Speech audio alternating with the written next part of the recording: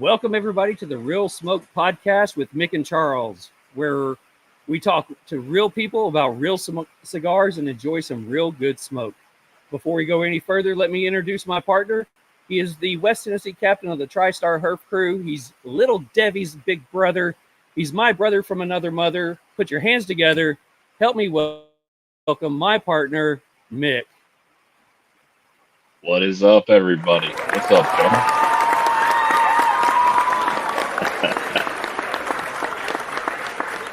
Man, that never gets old, but we do got to get Devin to do the opening for us because I feel like I'm letting you down by letting you do the opening every time, man. I appreciate it, though, but it doesn't get old. I appreciate you, man. What's up, man?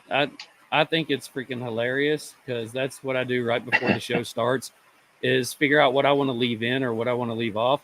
We've got Devin on a mission to go ahead and start doing one officially for the show, and we'll use it every once in a while. I do want to do a intro kind of video instead of kind of what we got. I think what we've got's working, but I would like to do something that, shows, I guess, a little something else. But I do like the, I put it on our picture yesterday, but it was that tagline of real people, real cigars, real smoke. And that's exactly what it is. I mean, love it. We're here on our nights talking to real people about real cigars and sharing some incredible freaking smoke. So I think that tagline knocked it out of the ballpark. I enjoy that. Yeah, I will say, I believe that tagline came from a post by our Mr. 1000, did it not? I think it did. I think Mr. 1000 did that. I think it was, I believe it was, so we'll give him a little shout out here. I actually sent his package off today for his little prize we sent out for 1,000 followers. Thank you, everybody that led up to that 1,000. But yeah, Cigars Worthwhile. Dom, your box is in the mail. So, let us know when you get that. Tag us in it. We appreciate everything, everybody for following us. The numbers are ridiculous, more than we could have asked for at this time. And we appreciate everybody that's been a part of this journey with Charles and I. Yeah, we set out to have, 1,000 followers on Instagram and maybe 10,000 views a month by January. We wanted that for the first, by the end of the year. We've reached that in 4 weeks. So we are now almost at 1,500 subscribers or followers on Instagram, and we are almost hitting 30,000 views in 4 weeks. So that's amazing. So thank you to everybody on here that is helping us out with that. We really do appreciate it. So thanks everybody with that one. Congratulations to Mr. 500. Your package got sent out a couple of days ago, and congratulations to Mr. 1000. It looks like, the way the trend is going, we're averaging 70. We've slowed down a little bit. We're roughly, I think, 70 new followers a day. So it could be by the mid of next week. By the time we do the next show, we may be at 1,500 or even 2,000. You may be. So we'll see. I do know that our YouTube page is extremely small right now. We would like to get it to 100. So guys, if you have a YouTube, go to our YouTube, look up Real Smoke Pod or Real Smoke Podcast, and subscribe to our YouTube channel. Yeah, if you're watching us right now on YouTube, just hit that subscribe button, please. And also, we got some swag coming as well. So, we hit some milestones. You're going to get some cool shit. I have the proof for the stickers. I know Charles working on some poker chips, and we got some cool shit coming. Maybe some hats, some shirts. So we're super excited about what's coming. We're having fun with this, man. We've met so many great people along this journey so far, and it can only get better from here. So we appreciate every single one of you. So let's keep it going. All right. So before we kick things off with our, if you haven't noticed, we are currently in the Silent Hero Virtual Lounge. So I guess you kind of know who our guest is. He's in the background right now. He's chilling out, enjoying his cigar, and I bet he's smoking one of his own. But before we get into that, we do need to take care of some business and get some a couple of cigar news stories out of the way, and I've got 2 for today. So let's go ahead and roll into those really quickly, and then we'll bring out our guest. So let's see, get a couple of things on here right now. There we go. We looking good. All right. This is a Cigar Public news. If you want to go and check out Cigar Public or any of the stories, go to cigarpublic.com or go check them out on Instagram at Cigar Public. They have amazing cigar reviews done by some awesome people. Their cigar stories, updates, and whiskey news and reviews. So go check them out at Cigar Public. So the first one I've got up here is, are you a Blackworks fan? I am. Absolutely. Okay, cool. I love Blackworks. Well, did you try the Intergalactic that came out? I have not. I've not had that one yet. Well, they have a brand new one. Blackworks Studios announces the release of the Intergalactic Event Horizon. Blackworks Studio is pleased to announce the release of the Intergalactic Event Horizon, handcrafted at Fabrica Oveja Negra in Esteli, Nicaragua. The Intergalactic Event Horizon is a new limited edition that will begin shipping to select Blackworks Studios retailers this week and will also be available in Europe later this month. That's awesome. They're out in Europe now. That is. We are bringing out the side of the Intergalactic Event Horizon. The Event Horizon is wrapped with a Pennsylvania broadleaf, which completely changes everything from the original 2022 Sumatra. This cigar is bold with flavors of dark fruits, raisin, earth, and star of anise. I like the anise. That's what he said. The long finish, yeah, that's what he said. The long finish is a mix of pepper, chili spice, and followed by a hint of sweetness. You're looking at roughly $11.50 to $12 a cigar. So that's not too bad. I'm kind of interested in that one. I know the first one that they had kind of was really strong. It kind of set me down a little bit, but it was good. Last one, Cigar Dojo and Black Star Line. By the way, have you had any of Black Star Line stuff? I have. That's one that Devin turned me on to, actually. Nice. Well, they have a new one coming out. Cigar Dojo and Black Star Line honors first Black Samurai with the Yazuki cigar. In a groundbreaking collaboration with Cigar Dojo, Black Star Line Cigars proudly unveils their first joint venture, the limited edition Yasuki cigar. This collaboration marries Cigars Dojo Japanese-inspired ethos with Black Star Line's rich heritage as a Black-owned cigar company, paying homage to a remarkable historical figure. Yazuki is the cigar's namesake, is believed to be the first Black samurai serving Japan's daimyo from 1581 to 1582. His extraordinary journey from Africa to feudal Japan embodies the spirit of cultural exchange. Man, I can't talk tonight. It's pretty bad for somebody who's doing cigar news. And barrier breaking that this collaboration represents. So, it's gonna go for roughly $12.50 a cigar. It is a Nicaraguan Corojo 2012 wrapper, Nicaraguan Corojo 2012 binder, and Nicaragua Jalapa Esteli Mexican San Andreas fillers. So, it sounds like it's going to be a rock and roll kind of stick. So I can't wait to try that one. So, absolutely, yeah, we might have to try that one on the show. Sounds great. Well, I think it's that time. Let's bring on the man of the hour. He is the owner and proud owner, I should say, of Silent Hero Cigars. He is a member of the TriStar Herb crew and one of our favorite people to talk with. Let's welcome Mr. Bryce to the stage. What's going on, brother? Bryce. Uh-oh. He's muted. Let's unmute you. There you go. He's muted again. There we go. There he is. Gotcha. There we go. I was just going to say, man, congratulations on meeting those goals, dude. That's awesome. I'm happy for you guys.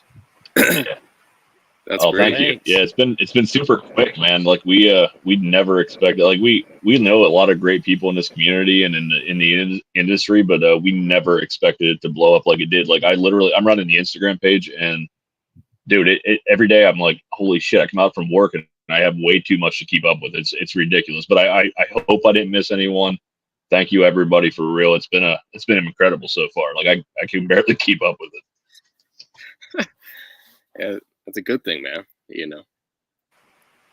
Yeah, it was one of those It is fun. things that, once again, we figured, yeah, we're going to have a couple of hundred people that's going to follow this and stuff like that. And shit. I mean, Oh, yeah. it was one of those things where I just, me and Mick, we would message each other and go, hey, we're at 600. Yeah. Okay. Hey, we're at 800. Okay. We were at 999, and I sent him a picture and said, we were 7 away from getting to 1,000. And so I made a post saying, hey, we need 7.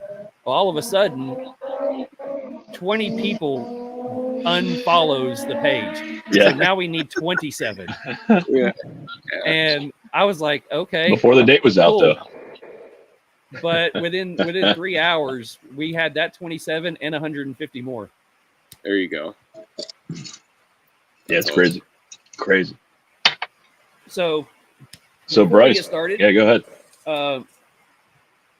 We are smoking one of your cigars. Yeah. So I'm going to put it up on the screen here for everybody. And hopefully, I know we've got people already commenting on YouTube, and we've got people on Instagram already commenting. So we'll get to those in a minute. But we are smoking, let's see.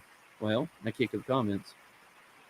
We are smoking the Silent Hero Cigar Founder's Choice Maduro. The wrapper is a Mexican San Andres. The binder and fillers are Nicaraguan. And the price goes for about $12 a cigar. And if you look on this picture, we do have all the lineup of all of the cigars, as well as the one that we're currently smoking. So that's awesome. Yeah, we're super excited to have you on here, man. Tell us a little bit about. We definitely, obviously, we want to talk about your mission and about why you started this company, and however much you want to go into down the well with it. Let us know. But we're like whatever. That's what we're here for, man. Is to get out to everybody. Like your mission. We love your mission, brother, and we love what you're doing. And honestly, it's a great fucking stick. So like it doesn't make it a hard sell for people like me and Charles to be like, yep, we're behind this 100% because it's not only a great mission, but it's a great stick. So yeah, man, it's your moment to tell everybody what you're all about, brother. Yeah.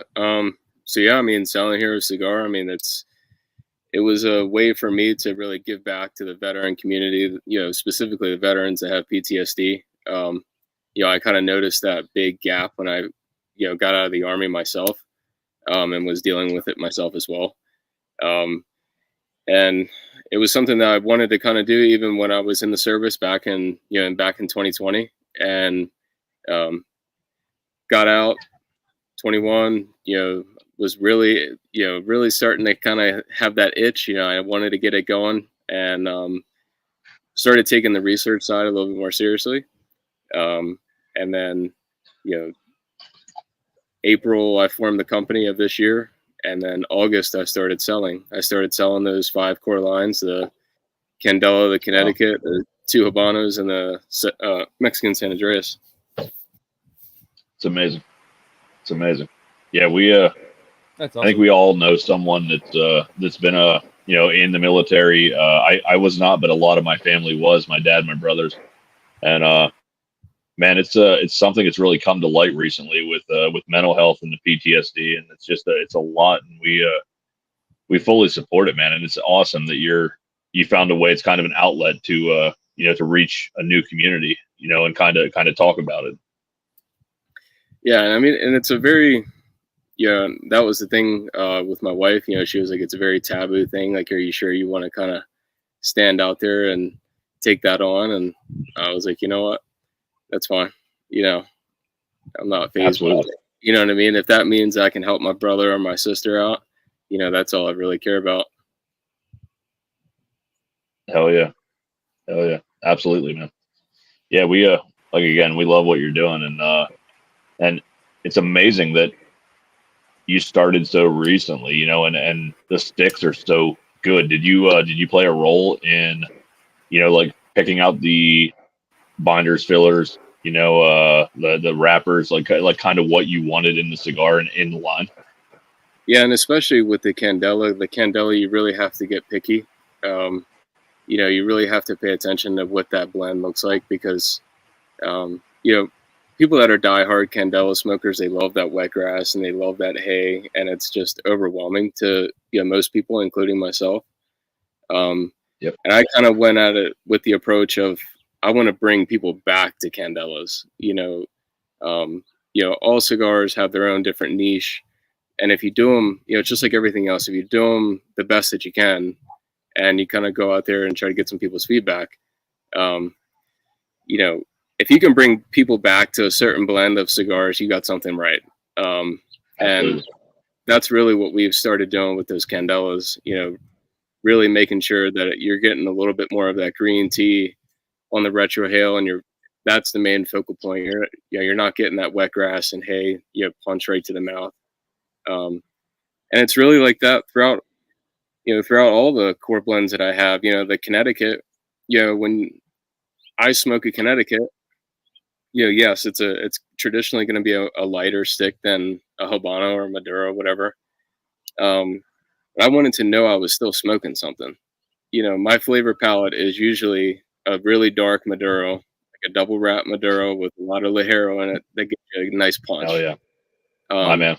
Yeah, you know what I mean. And so with the Connecticut, I wanted to make sure there was still something there. I don't want it to be full strength. Don't get me wrong. But let it be known that you're still smoking a stick and you're not just puffing on air, and it's just kind of leaving you wanting more. Absolutely. No, man, that's amazing. Our palates are very similar. I'm gonna wrap myself out now. I think I told you this on the Herf before in the TriStar group, but I still to this day have not had a Candela, not any Candela ever. And everybody bitches at me for it, and they're like, you got to at least try it. And they're like, if you're going to try one though, try Silent Heroes, because they're like, every single person in the group that loves Candelas loves yours above anyone that I've ever heard of. It's pretty impressive. I don't know if you want to go really deep down a rabbit hole with it, but what process did you play, and did you try a bunch of different blends before you led up to what you decided on for your line?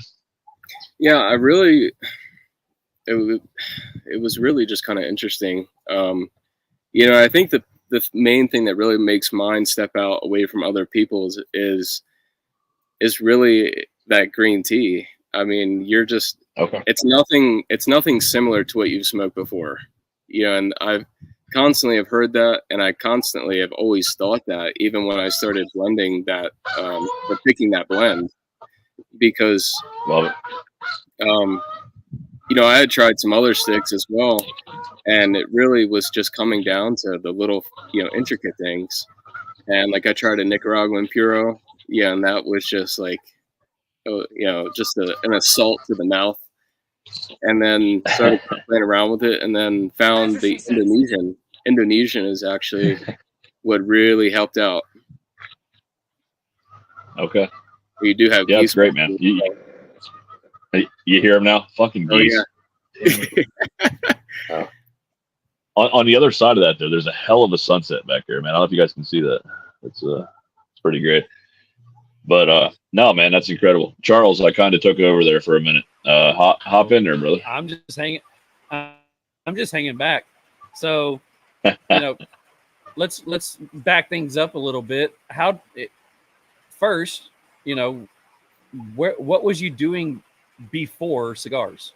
Let's go into that part of it. What was you said you were in the military, so what was you doing? Let's talk about that part of it. Let's talk about what you were doing before cigars, and how you actually decided to I'm going to go play with dead leaves. Yeah. So in the service, I went in the Army as a 35 Sierra, so I was a signals analyst. that never did signals analysis. I actually worked in targeting and working with, MQ9 Reaper drones and stuff like that. Found out that really wasn't my thing. So got out of that, got my degree in accounting. Actually was working as an accountant, found out that I liked the school and the education behind it, but actually doing it was a little bit different. So now I'm in supply chain, and I work over at Magpul as a buyer for their plastic injection molding program. And then Well, that's awesome. I've got some Magpul items, so that's a good company. oh yeah, and working in there, I don't know. I really just kind of wanted more. I wanted more engagement in the veteran community, if anything. And so I was like, you know what? I don't know how I'm going to do it. And I'm just going to lace up my boots a bit and just kind of hit the road and see what I can do and see if I can get with a manufacturer and see if I can play around with some blends and create my own thing and get that going. That way I can actually, make an impact where, I personally believe it matters. You know what I mean?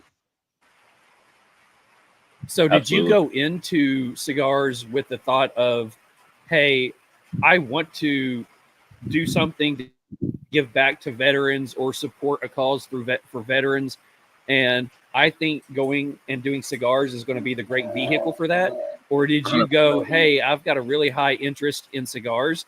I kind of want to go down that rabbit hole and see what it would take to start making my own cigars. And then it came up that, hey, I kind of want to use the cigars that I'm making for veterans. It's a little I guess bit of which came first, the chicken or the egg? Yeah, that's kind of a good question. It's a bit of both.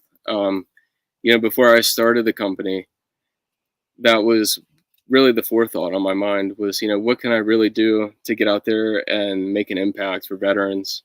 And, I kind of was like, well, I could like volunteer, but, I got to drive all the way into town. It's just going to be a little bit more of a,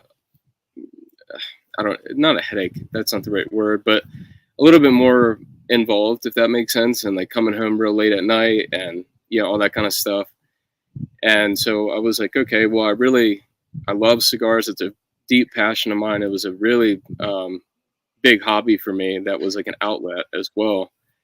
And I always tell people, I literally grabbed a stick, grabbed some coffee one morning and just cut the cigar. And it was kind of that light bulb moment. And it was just like, why don't I just blend the two? Why don't I take the passion for cigars and trust my palate and go help these veterans that need help, like myself. Fuck yes. That's a awesome. hell yeah moment, man.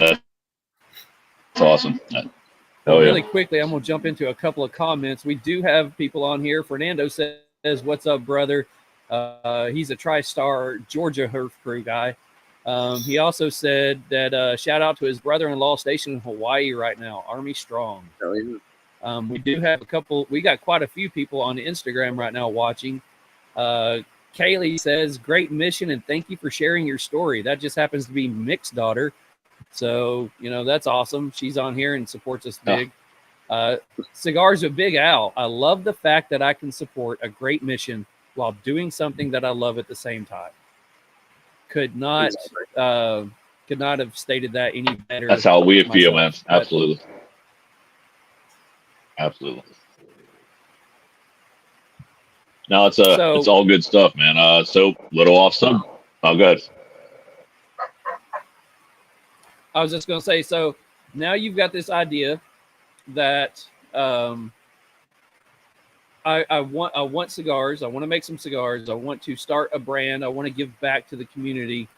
What was your process of, okay, so now I'm going to do this? What was your process of finding a manufacturer, getting your samples, picking out which samples you enjoyed and saying, hell yeah, this is it. Let's take it to town. How'd that work? That's a lot of research. That's a lot of Google. It's just long nights, and I really took advantage of the nights I couldn't sleep. So I just laid there and just, read as much as I could. When you're it's and I always tell people too, it's kind of like a stroke of luck moment. You know, I found people in the States that, you know, have their blends, and you can kind of manipulate it in some aspects, but it's not entirely yours. And, you know, and they don't even give you the option. And I explored that, you know, was just kind of like, you know, and then kind of ran into some shady people where, you know, it wasn't all long filler, it was short filler, or, you know, it was just all short filler, or they were just, you know, selling me cigars that were like $10 a piece to me. And it's like, dude, that's not going to work, you know? And like I said, it's just kind of the stroke of luck you moment. You actually went with a group first, and they were telling you that you had some great long filler cigars, and you come to find out that they're not. No. So what I was meaning was I would get these samples in from these guys, and I would sit there and sample, you know, 5, 10 lines, whatever it is, and just to kind of sample these like base blends. And the one instance that I had, it was half long filler and the other half was short filler. And the guy was just trying to, you know, either make a sale, like a one-time sale, or he was just trying to take advantage of people that may not understand the difference between the two. You know what I mean? Yeah. And so the people that I'm with now, that's some shady work right there. I mean, when you're talking $110, you know, just to get a sample in the door from, you know, these people, you know, yeah, that's enough to make you want to punch somebody, you know, like that's not cool. And the people that I'm with now, you know, like I said, it was really just a stroke of luck that I even found them. And it's been nothing but, you know, like this, the sun has started to shine, the grass is greener, you know, it's like, holy crap, you know, That's awesome. Thank you. Thank God. That's amazing.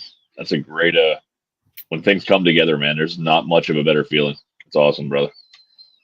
Yeah, man, especially when you're putting, you know, 5+ hours a day into research, and you just kind of seem like you're hitting the same wall and you're not able to progress past that one spot. Super discouraging. Yeah. I will add that. Yeah, I am sure. So, one of my questions was, I think we actually may have talked about this on the Herf crew as well as on one of the Herfs. But so what was your gateway cigar back in the day? What was that moment where you're like, man, this is like the greatest hobby in the fucking world? Like what was that moment? For sure. So my first cigar was the Acid Cuba Cuba, and that was the one that kind of left me wanting more.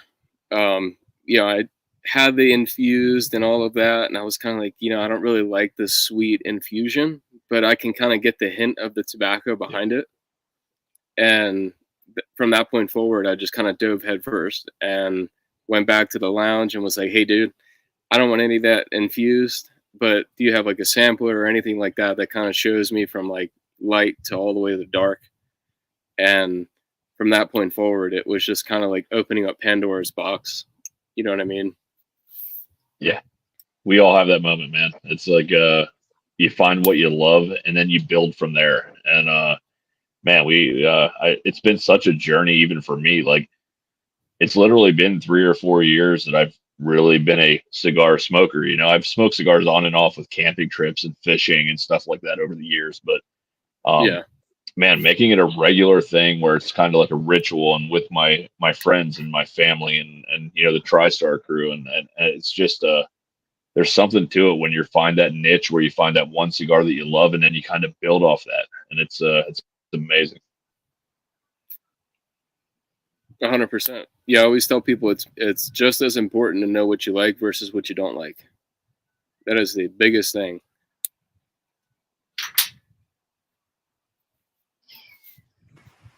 So what is it that you're currently smoking on right now? I'm sure it's one of yours. So it's the same thing. So it's the Maduro. Hell okay. Yeah. Okay, so this is a great time to do this then. Mick, you're probably almost done with your first third, right? Matt, go. I am. Damn close. And before I All right. before I say anything else, the construction don't suck. I have tried to knock this ash off twice, and it still will not come off. So just so you know, the construction does not suck on this cigar. Well, thank you. All right. That's So let's go with Mick really quickly. What are you getting? I mean, we'll recap this at the end. What are you getting from the first third? So I've been taking some notes here. Little bit of black pepper, leather, and light raisin. I'm getting some raisin off of it, but yeah, so far, dude, I love this cigar. Okay, it's not as heavy as most of the Maduros I'm used to, but I will say it's like one of the smoother, more consistent rides I've had in that first third. Like it just everything blends together. The flavor's great. I'm really enjoying it so far. Cool. Well, I always do two. I smoke one, and then I do all my notes. Same thing I do with Cigar Public when I do cigar reviews. By the way, one of my reviews hit, I guess last week, maybe. Yeah, last week. So shout out to Cigar Public again. But I usually do one cigar where it's just me and the cigar. I write down my notes, score it, and all that wonderful stuff. And then I will smoke it on here and just recap and make sure it's the same thing. But I had on the light, I get earth and black pepper, oak. The retro hell, I got black pepper and oak into the first third, and it's still doing it now. I have oak, a slight dark chocolate with some spice. The retro has a lot of earth, nut. I'm picking up more almond, slight baking spice, and black pepper. The draw's good. The one I had today, earlier today, was a little loose. But it's handmade stuff, so it's all good. But like he said, I'm getting a decent burn, a little wavy on one spot, but nothing to worry about right now. Ash is a little flaky, but man, nothing's happening with that thing. It's on there good. And right now, I think it's a medium strength. Yep, agreed. So back into. Do you have anything? You're the man, Mr. Bryce. Tell us, what do you think about it in your first third? Is there any notes that when you smoke it, you're like, yeah, I definitely get this thing from it? Yeah, my palate's picking up pretty much what yours is, Charles. Yeah, I'm picking up that black pepper, that little bit of leathery earth note, and I'm also getting a little bit of that raisin, that fruity flavor to it as well. It's very faint. Yes. It's not a very sorry, dogs in the background. It's not a very forward fruit note, but it's definitely, you can kind of tell it's there. It's very subtle. And yeah, it's a very medium bodied stick. When I was blending the cigar, and creating that, I wanted to make sure it was something that you could actually walk around your house or walk around your property or walk around an event or a barbecue and have the cigar. And you're not sitting there and you're like, nicotined out. You got to sit down. You're rethinking every decision for that day. It's one of those sticks. You know what I mean? And that's really what I was after. I wanted to make something that you could enjoy on the move and not have to take a break from the action. You Awesome. hit it, It man. sounds like It's, like I said, it's a little. Yeah, it sounds like. It sounds like both of our reviews is exactly what he's looking for. So awesome. Yep. Yeah, no, By the way, I if was just going to say anybody is on the stream definitely tonight who is actually smoking the same cigar, let us know what you think about it as well. Go ahead, Nick. Yeah, it's definitely not as strong as a lot of the Maduros I smoke, but it's absolutely smooth, consistent. The burn's been amazing. The flavor is absolutely it's forward with the flavor, but it's not overly strong, if that makes sense. So it's I am enjoying it immensely. I mean, I bought that 5-pack and they're all gone. Like literally, this is my last one. I was trying to save 2 for the Herf tonight, but they're all gone. So if that tells you anything, yeah, they're a great stick, man. It's really enjoyable. I do need to get one of those Candelas. Everybody keeps yelling at me for not putting one of them in my 5-pack, but yeah, man, I'll be doing that next time. I'll be restocking up soon. Absolutely. Thank you. I'm on my second 5-pack, and out of my 5-pack, I have 3 left. And probably by the time I get done doing some of the editing for some of the other stuff, I've also got the Habano. So that is actually next. So I'll end up smoking that one. And so I will only have 2 Candelas left. I will have knocked out both 5-packs. That Habano box press is what I had last night, and again, what a banger, man! It's not overly powerful, but it's the flavors on it are just fucking awesome. So I'm gonna go into my next question before I forget.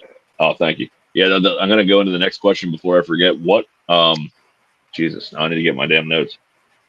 So outside of your cigars, what is your go-to cigar? We always like to ask Edwin, like, what is your brand that you go to that you like, that you kind of like, man, that's kind of what you're not maybe emulating, but like what you kind of want to be like for your brand.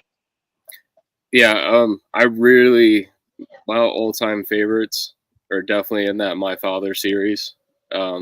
Specifically, I think if I had to go in there and buy my exact favorite one by them, is probably the Judge.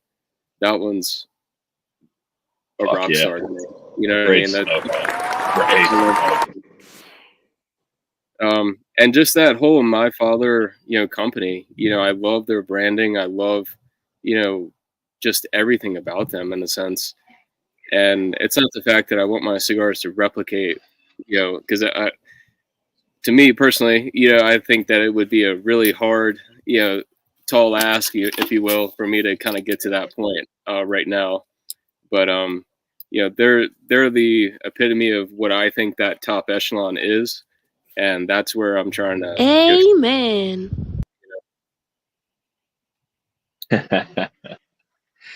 Oh yeah, they are. They're definitely a great brand. I love a bunch of them in that series. Judge is amazing. But yeah, I agree with you. It's one of those sticks that you walk into. Not even a lounge, but like any store that sells pretty decent cigars. Up where I came from in Pennsylvania, like you walk into a tobacco store or whatever, and they have a small humidor. They're always going to have My Father's, and that was always one of my go-tos because it's consistent. It's solid. It's no matter which one you go with, you're like, yep, I could come back to that one. So it's a good stick, man. Yeah, you're not going to be disappointed by any means.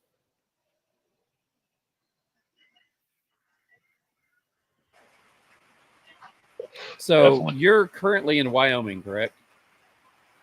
That's correct. So how did you make the pilgrimage from where you were to where you are? Where was you? So I was right around the Annapolis, Maryland region, actually. And when I got out, my wife and I had kind of like a decision in front of us. Do we want to stay here? And at the time, our son was only like, he was a newborn. So we were like, do we want to stay here and go through all of that, or do we want to move? And my wife's mentality to it all was like, you need a little bit of peace. You need to get some quiet. That's not going to happen in the areas that we were looking at moving into in the East Coast. So we really looked at Wyoming, Iowa, and South Dakota. And we drove out to Wyoming first, and we were like, yeah, I don't even want to see anything else. And so we just packed up our 2-month-old baby and just packed up the cars and just drove across the country and just sent it. That's awesome. That's great. Incredible. Wow. That's really cool. That is great. Yeah, I'm like looking back now at you've got a cigar brand. Yeah. Yep. Okay, go ahead. I want to hear more. Oh no, you're good. And I was just gonna say, looking back at it, we were looking at it and we were just like, well, he's 2 months old, wonder how he's gonna do in the car. Maybe we should wait until he's about a year old or 2 years old and then try to make that trek. And man, I'm so thankful that her and I both just were like, let's just do it and we'll just pivot as we go. And if he needs, if we need to stop a little extra, then so be it. But if we try to do that now with him 2 years old, or he's 2.5 now, oh good gracious, that would be that would be Oh, a yeah. dogfight for that whole 2,000 miles. That would not be yeah. be going well. I completely get that one. It's a long trip. Oh yeah. So tell me, and again, this is one of those that you can not answer fully if you don't want to, but the wife was supportive, like for the journey, for the cigar thing, for everything, or was there some pushback? Because it's kind of one of those things where if the wife's not supporting, it makes it rough, man. Yeah, and that's and I can definitely see why people would be hesitant, especially if their spouse or their partner was wanting to do something crazy like this. But no, she's always been kind of that hand in the back, on my back, kind of pushing me to, if I feel very compelled to do something, don't be Amazing. afraid, just get after it. And her biggest thing was make sure you're doing the research. That's amazing.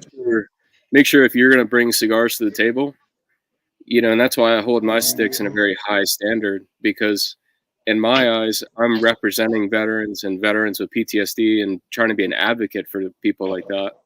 And if I'm coming to the market with terrible sticks, I want to make sure that I'm kind of laying the brickwork for that path. So if there's somebody else that's after me that wants to do the same thing, there's not a poor taste in somebody's mouth of that kind of mission and the cigars that are associated with that. They associate, okay, well, he's doing PTSD, advocacy, he's doing this, he's doing that, he's doing cigars, Silent Hero is doing it too, and they come out with banger sticks. Let's give these guys a shot too. You know what I mean? Man, dude,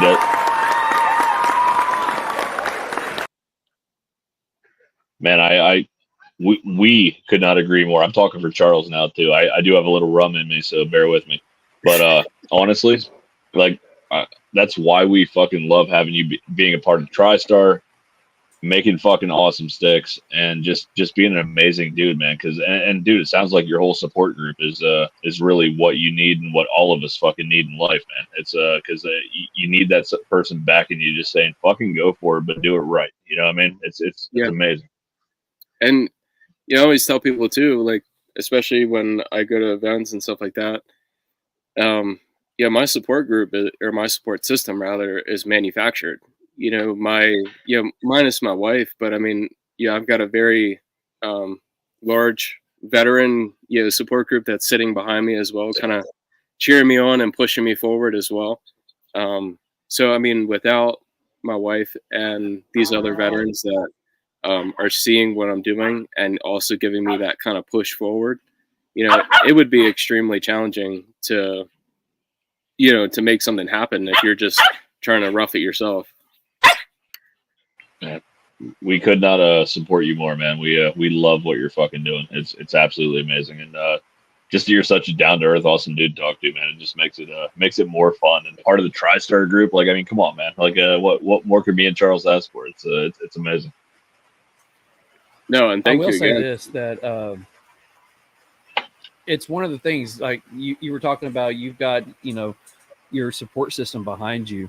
That's one of the reasons that we kept, the TriStar group going. And that's the reason for what we're doing is it is the place where you can come and hang out. It's a smoking therapy session every Tuesday to where we can get together, and whether you don't say a word and you just sit there and listen, or you're the one taking over the conversation, that's what we're there for. And there's members that's been there since day one that know, and we know that if there's an issue going on, whether it's with their family, whether it's, with their job or whatever, all they got to do is make a phone call, send us a text, and we just start talking. And that's the reason we set up, our Discord HERF, because sometimes people just need to go talk. So they jump on there and they sit and they go do their own little HERFs throughout the week and talk. So, I mean, just one of those things. Always know it's when we say TriStar's a family, we don't just mean that, hey, we're a group of guys that know each other. We want to get to know all of our members because they're our brothers and sisters. We don't want to get to just know them. We want to know, we're interested in what your job is. We're interested in what your kids' names are, what they did in school. We've got one of our brothers on there that when his son goes and plays football, he keeps us up to date on what the football score is and what position he played that day, and if he got a tackle.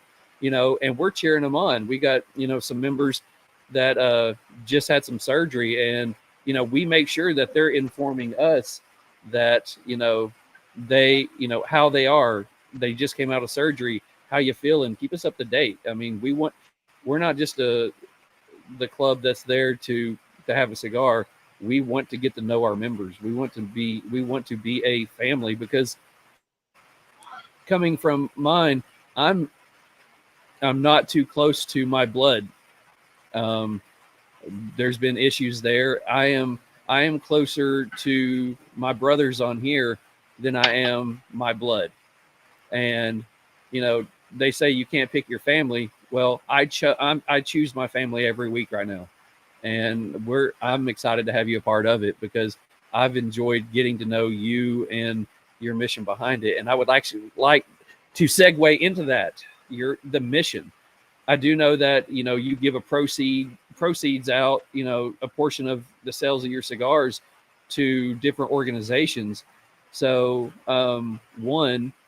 let us know, what you've got going on and how you do that.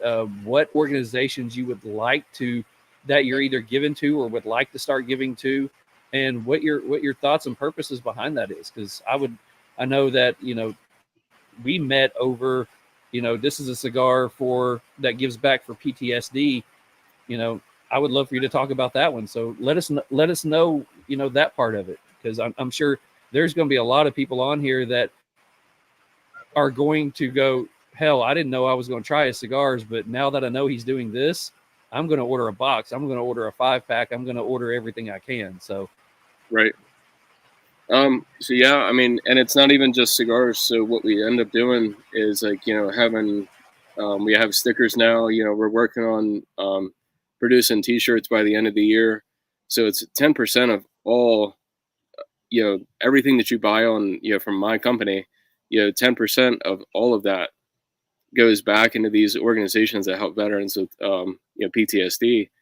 And the main reason behind that was, these smaller organizations, that are trying to do the right thing. They're trying to help these veterans and get them the tools that they need.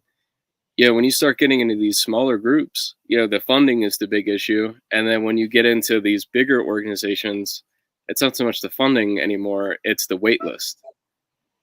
And to give you some backstory about me, I was only sleeping 2.5 hours a night, really, like actually asleep. And you can only do that for so long. And I did that for about 5 years. And Jesus. Yeah, and it came to a point when we moved out here that I was like, hey, I went into this local organization that did service dogs, and was just like, hey, rose my hand and was like, I need some help. I put in the forms for it. I did all of that. I'm not getting any response. I need the help. And so they helped me out. But if it wasn't for the VFW down in Fort Collins that actually paid for my service dog, I wasn't going to be able to come out of pocket $6,000. That's just not going to be my thing. Even as helpful as he is, it just, I couldn't do it. So what I really did is I'm partnering with organizations that are kind of in that same boat. Like, they need the help with the funding, and they have the list of people there, but they just need that little extra bump. And they've been doing it. Like, they've got a good track record. Usually I sit down with those people and understand their mission, their cause, where I can help, what they need from me, whether that be time or monetary things. And so last month I worked with the Jersey Cigar Mafia. I'm sure you guys have probably seen them, floating around social media. Yep, absolutely. And so the president, Frank, which is a really great friend of mine. Right. We know them. Yeah. And so his brother, Mike, is actually the badge number on my Habana, the Blend 88. And that's pays homage to a lieutenant in the New Jersey Police Department. And Frank's mission is to raise money for Dogs Inc. to help veterans get service dogs. And so I've been assisting him with his mission as, I help him well, not even I help him. I do help Dogs Inc. Sorry, I'm stumbling over my words. Help Dogs Inc. And then in turn, I'm helping veterans get the dogs that they need. And I'm always very compelled, and I always will steer people into the direction of getting a service dog because of how much my dog has really made me feel human. I sleep 5+ hours a night because of my German Shepherd. It's a great tool. That's an amazing, man. Like the just the service dog alone, your story and other ones I've heard around the area. Like it's just amazing how much of a difference that makes in the lives of veterans, people with PTSD. That dog just gives them that sense of security. It's amazing, man. Yeah, and I've got a 90-pound German Shepherd. So like when I go out in public by myself, people, at least for me, it's a comfort thing knowing that he's that big, and he looks like a goofball, but if he turns it on, I mean, he's not going to look like a goofball. You know what I mean? And so it's kind of that reassurance, and he helps me a lot with the hypervigilance. If I'm moving around too quick, or he can tell that breathing change is starting to be a bit, there's a lot of stress coming out. He's very, very good at recognizing that and helping me out. So I think you should probably make your 6th staple cigar named after your dog. That's just my call. I'm just saying. It is? He does have one. Oh, man. The Candela. That's what I was about to. That's what I was about to get into. I know you because I don't know the Candela. Fuck. Yeah, so the Candela is actually named. Let's go. Let's go after. Let's talk about your core line that you've got, and some of the names have some meanings behind it. So let's talk about those.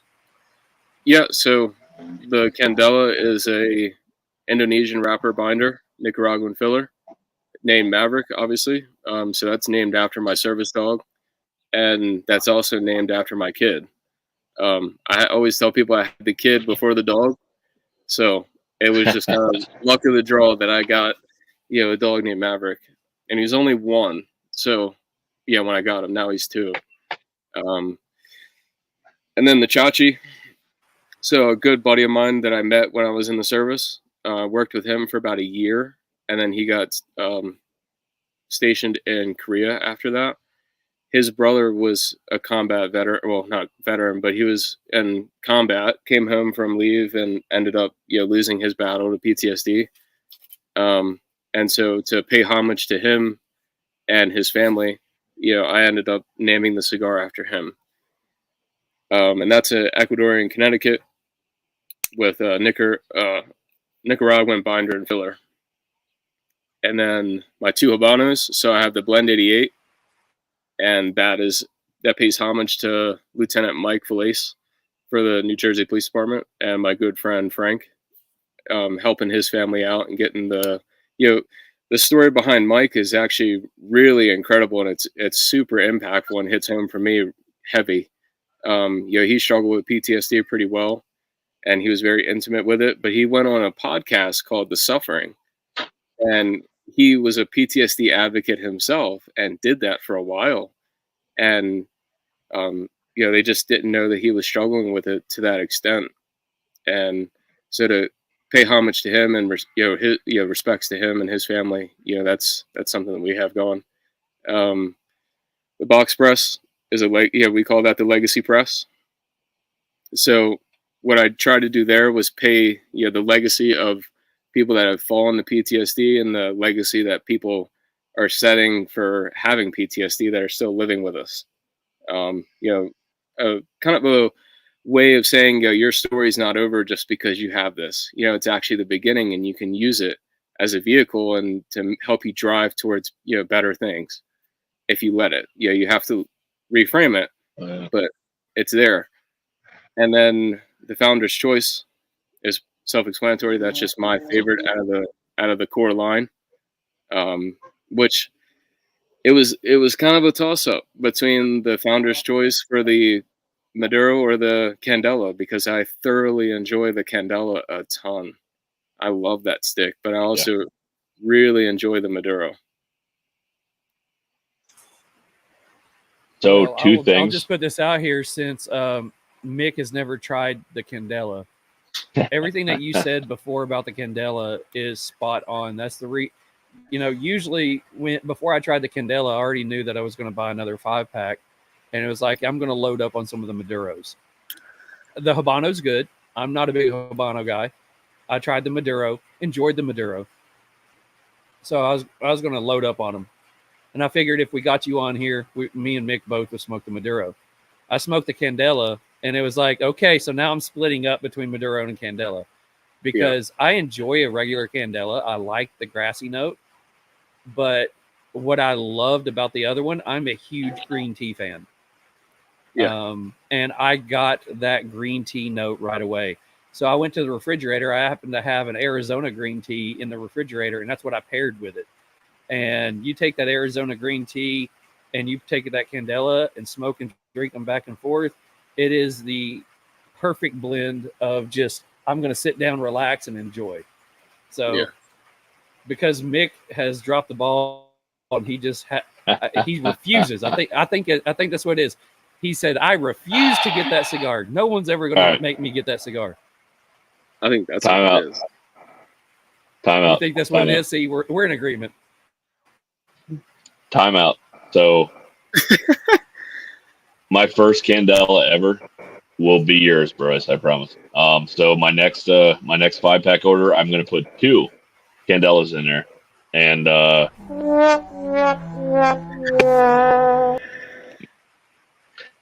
so I will say I apologize though, because I did all my research tonight and I thought I had everything in line, and we've obviously talked like 5 times now on the HERF, and I somehow missed that your dog's name is and your son's name is the name of your candle. Man, he's killing me tonight. Killing me. So wow. Can I get an amen? No? Okay. No. So Amen. So Candela, my first Candela ever will be yours. And my next order will have a Candela in it. And trust me, you'll be tagged in it. And I don't know. I've just been scared of them, man. It's not my thing. Like, I like a dark, deep, rich cigar, and I just thought it would never be my thing. But after hearing everyone talk about yours, I think I'm interested. So I mean, I'm not. It's not like I need that ridiculous strength, but I feel like I need to try yours. To me, it's a tamed down Candela that's got. If you had a Candela and a good Habano that had a baby, to me, that's what that cigar is. So, Bryce, I think what we need to do is we need to make sure that he gets that in, and then on a TriStar Tuesday, we need to make him smoke that while all of us are in there watching him do it, and just get that normal, natural reaction from him. No pressure. Now, I will say, if you're gonna smoke multiple times that day, don't smoke real dark all day and then smoke the Candela, because it'll just dwarf that flavor profile. So if that's gonna be your first cigar of the day, that's perfect. But if you're gonna have multiple, you know what I mean? Because I'm usually I'm 1 to 2 cigars, so I smoke like 4 or 5 cigars a week. I'm not an everyday cigar smoker, so I smoke on HERF night, I smoke on our podcast night, and I usually have one on Friday or Saturday. So I'm like 2, 3, 4 cigars a week. So like I don't usually smoke multiple cigars a night. So for HERF night, that'd be perfect. I will absolutely buy the next 5-pack with 2 Candelas, and I will smoke my first one on the HERF crew. I'm in. So you guys can be there. So Bryce, I'll let you know when that's going to happen. I'll tag you in it. Yours will be my first. Thank you. So we went into how they got your cigars got the names and stuff like that. By the way, if Maverick is running around, the four-legged Maverick. If he's Yeah. running around at any time, feel free to call him over because, like I said before, I absolutely love dogs. So, and I've got a German as well. So, a German with floppy ears is adorable. Oh yeah. So, and when he alerts, a couple of. Go ahead. I was just gonna say when he alerts, you're actually going into what I was going into. What I was gonna say is when he actually alerts that I'm having a panic attack, anxiety, anger, stress, whatever, his ears are naturally floppy and they point up when he's alerting. So it's a really telltale sign.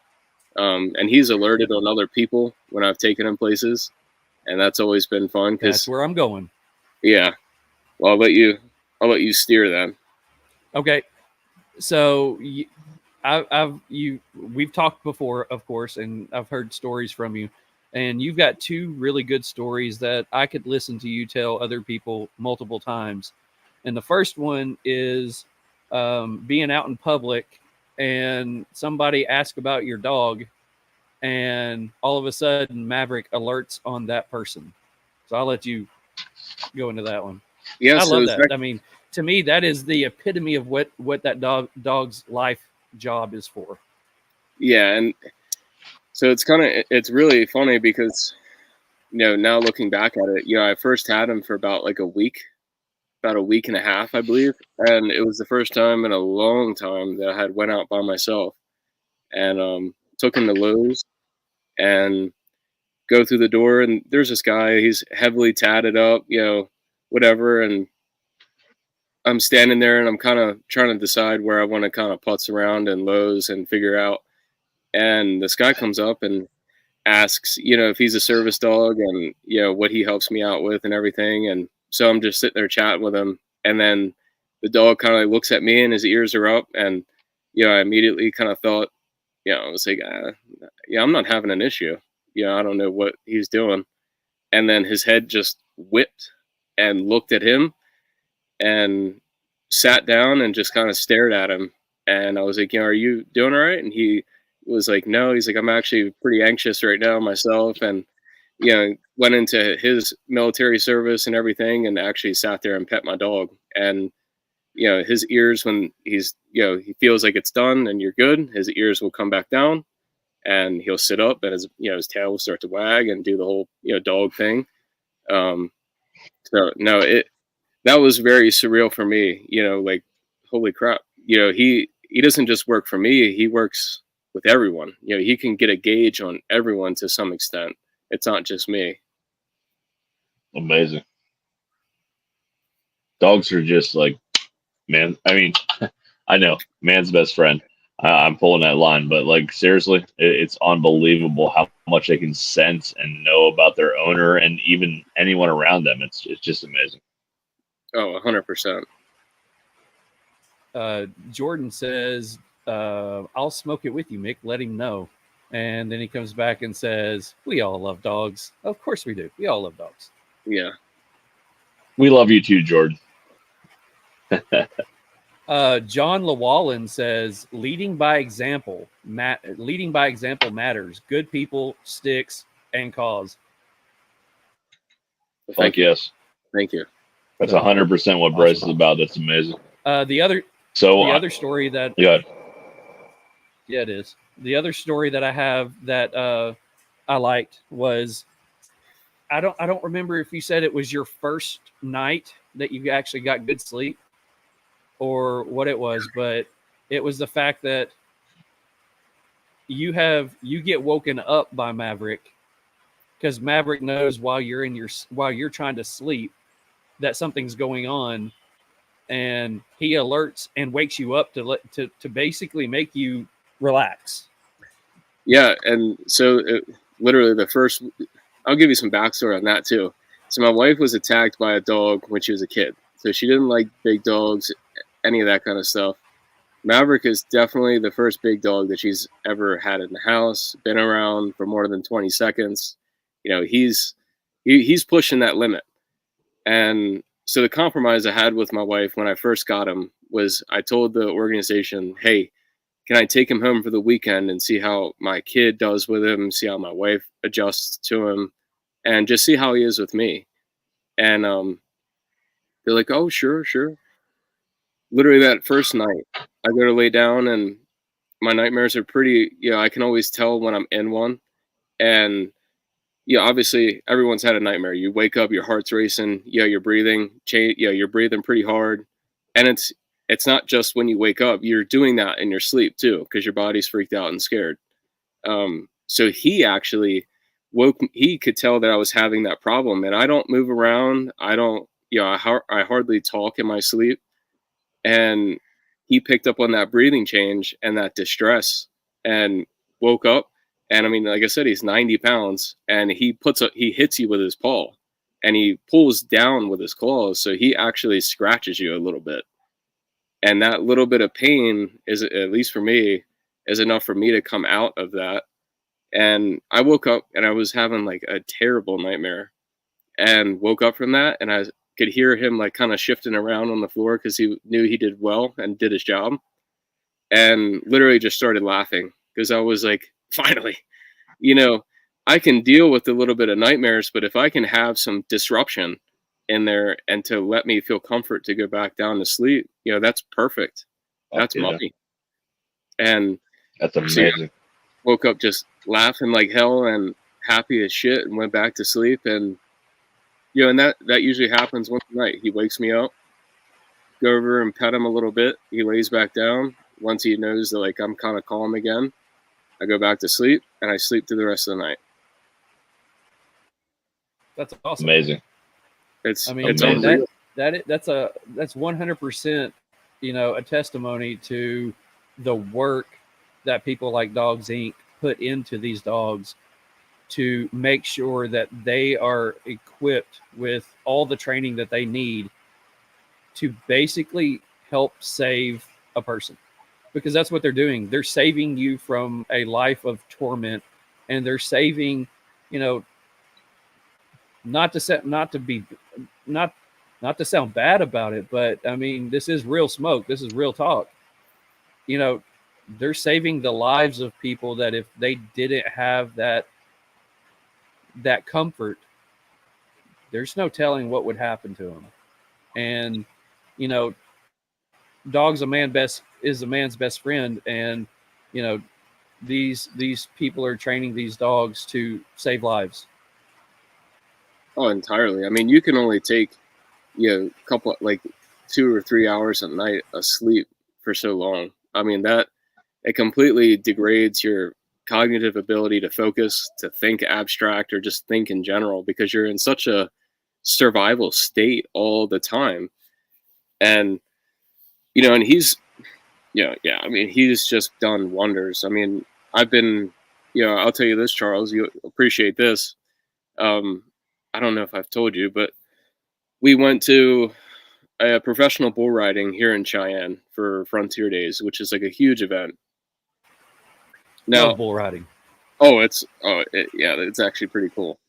And but nobody told me or had an announcement. There was no flyer or anything that said, hey, before we commence the bull riding, there's gonna be a cannon that shoots off.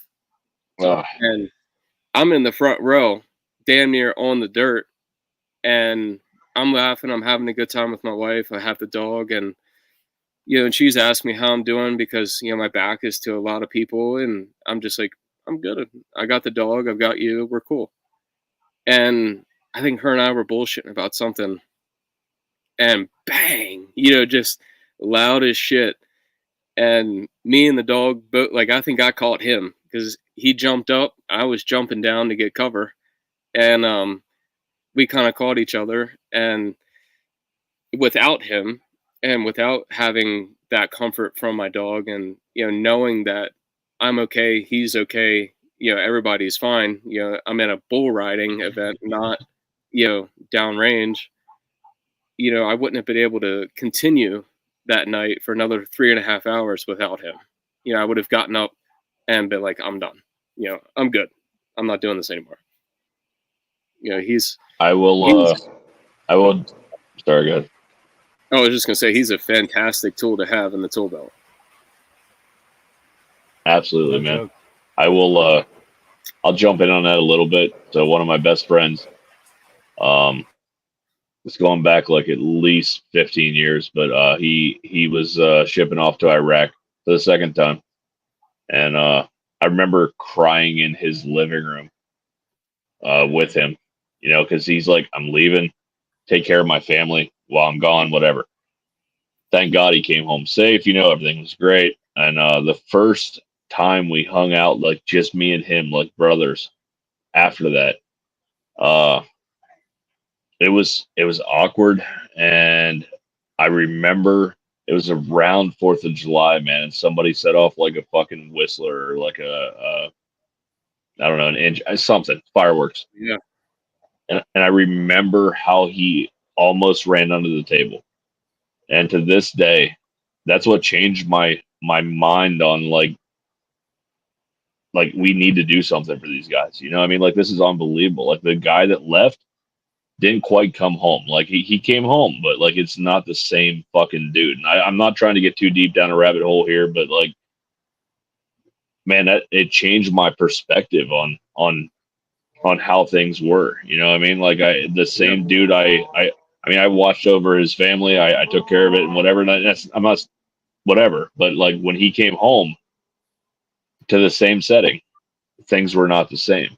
And it was rough. And I mean, now here we are 10, 15 years later, we're back to being really good friends, and things are great. But like, it was hard. And it's terrible for me to say, but it was almost hard for me to hang out with him because he wasn't the same dude that left that came home. You know what I mean? And as much as I tried to make it right, it was, and then something I don't understand is not being in that setting. You know what I mean? But For sure. it was definitely an eye-opening experience for me, as a civilian, to realize that, the person that left did not come home. And it was it's something, I'm sure that's something that's been said many, many times, but everyone needs to fucking see that, man. Like, it's just something that just, I don't know, maybe we don't understand at all times. Those whistlers still make, they still get my attention because those sound. I mean, that's the scariest thing with mortars, because you hear a mortar coming. And that's what he said, man. That's what he said. Oh, yeah. Those whistlers, man, those things would, those will get your attention. Doesn't matter where you are. I mean, it still happens to me to this day, even with the dog.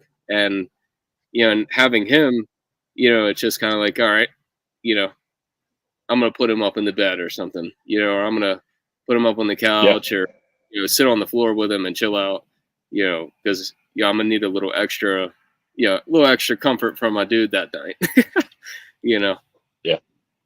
Yep. I love that, man. Fernando like, says, we absolutely beautiful. And Jordan says, that's so awesome. So it's two really, I mean, more than two now, but really great stories. I mean, it's one of those things where I mean, we've gone into dog talk for a while now, but it's one of those things where I knew what, service dogs were being used for, but you never really know until I knew it, but I didn't understand it until I talked to you the first time. And it was like, wow, okay, I get this now. And, what they do for millions of people around the world is fantastic. 100%. So we know what you were doing pre-cigars. We know what you're doing now. What are your, I mean, okay, first, how old's the brand? Because I like this. How old's the brand? So the brand is only, 7 weeks old. Yeah. It's only 7 weeks old. That's absolutely nuts, because I think we had you on our TriStar Herf on week number 2, I think it was. Yeah. And it was like, it's one of these things. It's like, wow, we got a guy on here that says he's going to start a brand, and it's like, okay, let's give him a shot. And it was one of our Herf brothers. Paul reached out and got in contact with you and was like, okay, couldn't find any information. It was so new that there was no information about you. There was one picture of you on the internet, and it was like, okay, this is going to be interesting. And from the moment that we actually got to talk, you know, it was one of those things where there's many times you look back and go, I'm glad I made that decision, and I'm definitely glad I made that decision. So being 7 weeks in, to say what's next is kind of weird. Yeah. But what are you doing next? What are you trying to get done? And instead of it being 7 weeks, where do you want to be this time next year? Yeah. So really, I'm working right now on creating two to three more cigars that are going to be a little bit higher, higher end, a little bit more premium than they already are. And, work with the packaging to kind of give it a very, very good sound for the product. Right now that's the biggest thing I'm working on is the packaging on, my core blend, as well as the next couple blends that I'm going to come out with. So really the main thing that I want to have by next year this time is having those 3 sticks come out. People get accustomed to those sticks. I also want to have a little bit of extra merchandise for people to buy, because, I'm not naive to the sense that, not everybody's a cigar smoker. And what I want to do is I want to make sure that people understand that this company isn't just about, either you're a cigar smoker or you're out, I don't care about you then. I want to create, t-shirts and stuff like that where people can rep the brand proudly and show people, hey, this company, whether you smoke or you don't smoke, they're out here making an impact in the veteran community. And if you don't smoke, you can purchase patches, stickers, t-shirts, hats, it's kind of the little bit of the, buffet, if you will. And if you do smoke cigars, you're not going to be disappointed by any of the blends that they have, that they're offering. That's fabulous, man. That is absolutely spot on. I mean, honestly, it's kind of funny because that's exactly what me and Charles are trying to create with this. Because we don't care if you smoke cigars or not. Tune in because it's going to be a good time. Like we're just we love the people we love. We love the brands we love. We have fun with it. We really don't give a fuck what people think. We're having fun with it and just trying to enjoy it. But man, dude, you're literally our second guest, and we could not be happier to have you on here to share your story and your mission and what you're doing, man. Because it does mean a lot to us, man. We absolutely love what you're doing, brother. Thank you. Amen. See, one of the things you brought up merch. That was, I think, a question I sent to you a couple of weeks ago. Is like, hey, if you get any hats, let me know. Any t-shirts, let me know. Mick and I both are huge hat guys, and I love wearing a hat of something I can support, and so you'll see me until we get some hats made for Real Smoke. I'm always out here wearing my TriStar hat because I mean, it's that was the baby that the original 5 of us created, and now it's lasted quite a few years now, a couple of years now. So it'd be great to be able to rep your brand as well. I know I got some of the stickers in, so I'll be sticking that on some shit. Oh yeah, absolutely. So do you have any thoughts on what names that you want to use on these cigars, or are you waiting? I do. I've got a couple names, but like I said, I'll backtrack a little bit. I'm working on 2, and then I'm working on the third one. The third one is going to be a special limited release that we're going to do, and it's going to pay homage to a family that, the veteran, unfortunately passed away, and it's going to be that way of taking care of that family. So it's going to be, the proceeds are going to go to them, and that way they can get the help that they need. It's kind of like the same thing, but just a little bit, not as crazy as like the Gold Star Family Program does, where they help people out with like mortgages and stuff like that. We really want to kind of spread awareness in that regard too, that we're trying to take care of people, and especially families that go through this tremendous loss just suddenly, because and if I can leave anything with people, it's always this, like, you got to talk. It's I always tell people it's like peeling that onion. Once you start peeling it, it's going to be pungent. You're going to cry. It's just the nature of the game. You're going to get pissed. It's the nature of it. Everybody goes through it. But the more you keep peeling that onion, eventually that onion's going to get less pungent, and eventually it's going to be gone. And it's not going to be as painful anymore to talk about it. And that's one of the reasons why I'm able to get on something public like this and be able to be, and able to spread awareness about this stuff, because, I've gone through that pain myself. And without the communication of that, you just, it's a hard fight. It's all internal, and you gotta express it, because it gets you a little bit of space. So yeah, that's really what we're wanting to do. And so no, yeah, I mean that's really it. Man, I could not be more proud of what you're doing. Like, I know you probably care less about how I feel about it, but like, honestly, like, there's a reason we wanted you to be one of our guests. Like, we truly feel like what you support, what you're doing, it's that passion, that love. And man, we feel it too, man. That's why we support you. We support the brand. We support, all veterans out there that are dealing with anything. Like, we just love what you're doing, man. We really do. And yeah, anything we can do to help along the way, we got your back, brother. Absolutely. And I always tell people, there's a quote that I have on my website where it has like the our story, and it's a quote that says, I'll go through hell with a gasoline can if it's for the sake of my soldiers. And and that's really it. Every time I go on something like this, or I go to an event and I talk about it, or even if I talk about it with my wife, I'm risking getting burned a little bit, and maybe having a rough night, or whatever.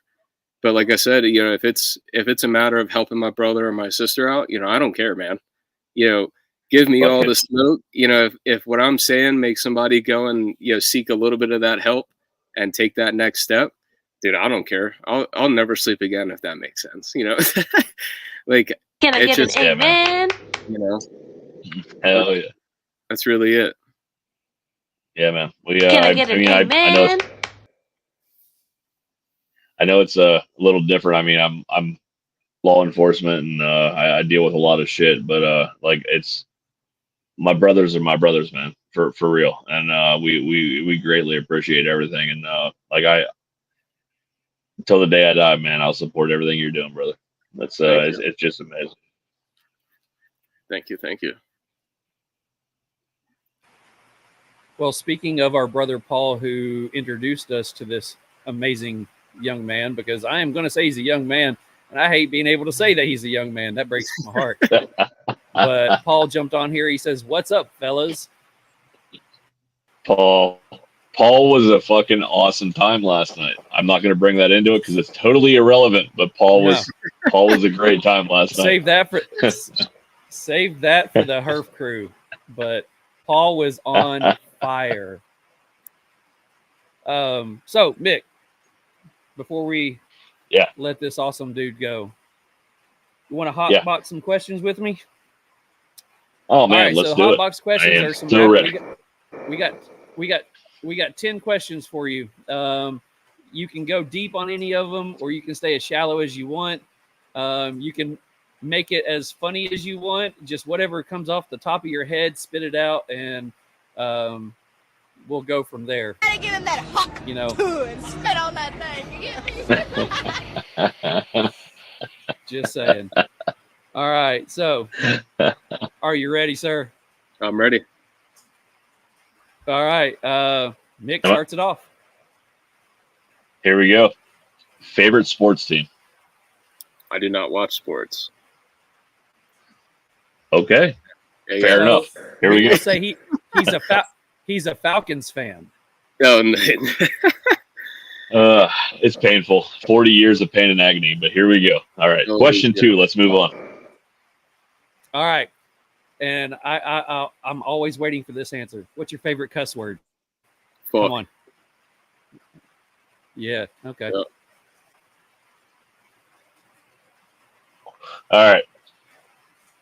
Aisle seat or window seat? Aisle. Okay. Favorite joke? That I can recall. Well, Hey, mine is something that mine was something that I tell to a bunch of kids. So it was the equivalent of a knock joke. So I don't even. I enjoyed it. I don't even want to be, crusty, man. But I don't even know. That's a good question. That's a great question, actually. Can you put it in the there's comments your later? homework. That'd be I good. was about to say, there's your homework. Yeah, Think yeah. of a joke We- and let us know sometime. We will post it. I promise. Absolutely. All right. So here's my favorite one of the whole thing. Is cereal a soup? No, Oh, it is not a soup. I can see how it we can can go be. way You can deep on switch- this. No, go ahead. Now he's thinking about it. I like this. I can see that. Though. I can see that. But if you're like, hey, I got some soup cereal, I'm gonna be like, I'm all right. I'm good on that, actually. You know? He'll be like, "Nah, dude. Yeah, Nah, dude. I'll pass on it. I love it. I love it. If you could switch lives with any fictional character, who would it be and why?" Probably, dude. I'm gonna say Batman. I'm gonna go out on a limb there and say Batman because of just, the vigilante, giving back to the community, helping the community out. Fuck yeah. I'm gonna go with that one. Love it. All right. So this may tie into this. If you, what superpower would you want and why? Again, yeah. I mean, I would kind of take away a little bit of that Superman strength. That way, again, strength isn't an issue. You got to help somebody out. You're not worried about, whatever's going on. You've got it. Awesome. I like the looks that he gives on some of these. If you could have a thought bubble pop up, it would definitely be that. Gets you thinking. We're halfway Okay, through. You're good. What special skill or talent do you have that some people may not know about? Gotta give him that hawk too and spit on that. Definitely not that one. Definitely not that one. He said if I say it, my wife will kill me. So no. If I used to, That may not have been the time to hit that button. I used to actually be able to do muscle ups when I was, 16, 17 years old. And I don't know if you want to count that as a skill, but, Okay. that was about Yeah. it. No, I like Works it. for me. Absolutely. All right. Again, I know I already said it was my favorite question the last time, but here's a great one. All right. Would you rather accidentally send a nude to your mom or your boss? I'm going mom all day, dude. You can retract that real quick. Be like, hey, my bad on that. Boss, you got a lady boss. That's not going well. You're cooked. You're done. I said mom as well because my mom's like fucking 90 and she would never know how to open the text message. So it's like the best thing ever. So I'm good. I'm good with mom. Absolutely. Yeah, like, Mick, what did you send me? And you're like, Exactly. hey, delete that. You're good. My bad. Yeah, my bad on that. All right. And now last we come one. back to serious. And this is my favorite one. What is the best piece of advice someone has ever given you? You're not. Well, oh, man, what was it? What was it? Just because someone tells you you're something doesn't mean you actually are. And so Okay. I'll go into that a little bit. So when I was a kid, so my parents, they told me that I was going to, like from early, like 5 years old, that I was going to be the one that struggles between me and my older brother. And they pounded that into my head. So, I mean, you can imagine what that does to your confidence. You go into school, you don't really care because you're like, hey, I'm going to struggle. It is what it is. I've already been told that by, a parent that is much older, seasoned. They obviously know something. And it wasn't until my father-in-law came along and he was like, just because someone tells you you're going to struggle doesn't mean you're going to struggle. And once you understand that, you can really turn things around. And, and you can, if you're in the right position and you have the right people around you, that's what makes the difference. Fuck yeah. I love that, man. That's awesome. Absolutely. That's great. Really quickly, we do have somebody post a comment on there free to answer. But guys, gals, if you're watching, if you have a question real quick, go ahead and post it in there. We'll try to jump to it real quick before we let Bryce go. But we got Stogies for Servicemen on here, which I love their Instagram page. That is so awesome. So do I. But they ask, what non-alcoholic drink do you love with cigars? And I'll let that go around the table. We'll start with Bryce. So for me, dude, I love Topo Chico sparkling mineral water. That's my go-to. It gives you that carbonation. Obviously it's just water, so it's not gonna dilute the palate or what's coming out of that cigar. Literally, that same thing. Yep. Topo Chico, that is, in short, that's my go-to. Nice. Awesome. So I am going to blame my. Sorry, I'm going to blame my counterpart. That's what I've been going. Uh-oh. Where's his mute button? Let me go ahead and press that now. I thought you were muting me. Fuck, you didn't mute me. All right, so I'm going to blame. I'm going to blame my counterpart here. Orange soda has become my favorite go-to with the cigar because I don't know. There's something with that fucking. I don't know. I can't even explain it. Charles said it one week on a Herf, and I bought one, and I'm like, "Yep, orange soda. That's it." My favorite drink with a good Maduro, especially if it's a chocolate Maduro, is Orange Crush. You take a Fanta or an Orange Crush and you smoke it with a chocolate Maduro, and one that's got a little pepper in it, and it becomes a chocolate covered orange. And they work so well together. So if people have not tried an orange soda, orange pop, as we say in Kentucky, if you haven't done an orange pop with a Maduro, it's freaking fantastic. Absolutely. Jordan says Liquid Death. Yeah, that's a good one. The lime one's great. Love it. Fernando says, do you like tacos or burgers? I'm going tacos all day.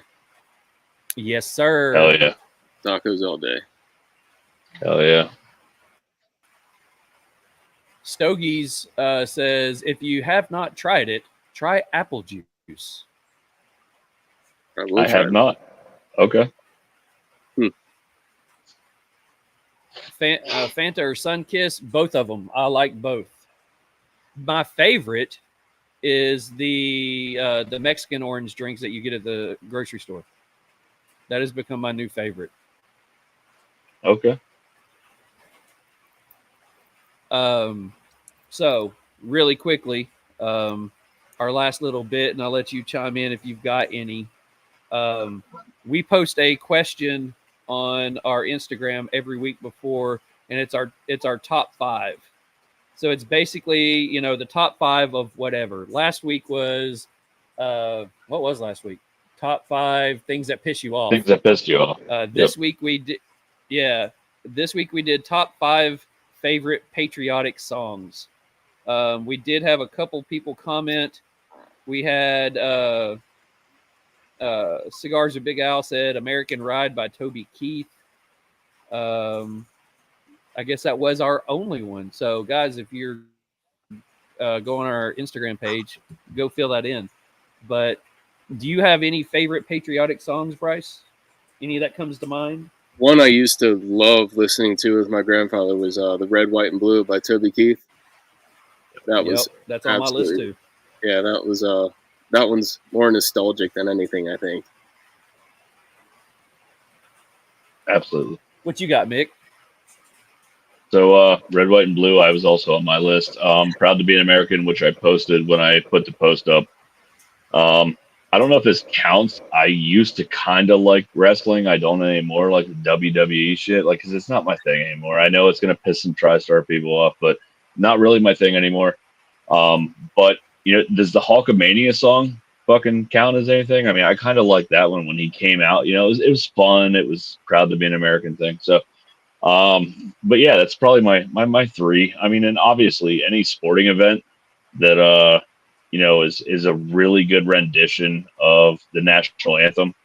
A few years ago in the Super Bowl with, damn it, help me out here, the country guy. It was like the best rendition I've ever heard in my life. So other than that, I'm good. That's what I got. Who is the guy? Guys, people in the chat. Who was Chris Stapleton? Thank you. Yes, that one. Best I ever heard. Fucking amazing. I got a couple. I love Lee Greenwood's God Bless the USA. That's awesome. America the Beautiful. When you hear Ray Charles sing it, man, that gives you chills. Absolutely. Only in America, Brooks and Dunn. I like country music. And don't really care for the dude's politics, but Born in the USA by Springsteen is one of my favorites as well. So amazing. Absolutely. Let's see. Any questions really quickly? Cigars of Big Al says he enjoys Dr. Pepper, zero sugar. And Fernando says glass bottle for the win. Okay. So, Bryce, I will say, you know, we have been saying it. We probably said it 1,000 times. We absolutely appreciate you jumping on here.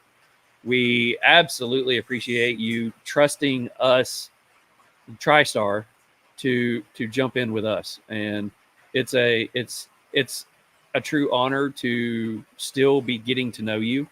And it's a privilege to be able to, because we can honestly say, I mean, we met in week 2 of your business.